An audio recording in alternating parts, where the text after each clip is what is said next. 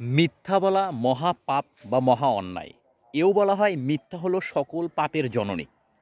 এই প্রসঙ্গে হুমায়ুন আহমদ একটা কথা বলেছিলেন যে কোনো ব্যক্তি আরেকজন ব্যক্তির সামনে চোখে চোখ রেখে সরাসরি মিথ্যা বলতে পারে না। মানে মিথ্যা বলতে সে একটা বিব্রত বোধ ফিল করে, মানে চোখ লুকায় অথবা মাটির দিকে চায়া থাকবে অথবা উপর দিকে চায়া থাকবে, অন্যদিকে তাকাবে যখন সে মিথ্যা বলবে।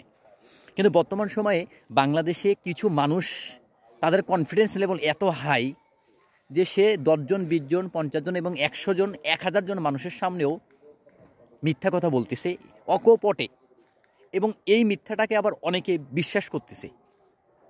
দেখেন, মিথ্যা দিয়ে কখনো সত্য প্রমাণ হয়নি, হবেও না। মিথ্যা আজীবনে মিথ্যা। অতএব এই মিথ্যার কারণে কিন্তু সমাজে, পরিবারে, দেশে সব জায়গায় অশান্তি, নৈরাজ্য, অরাজকতা শুধুমাত্র মিথ্যার আশ্রয় নেওয়ার কারণেই, মিথ্যাকে ভালোবাসার কারণেই।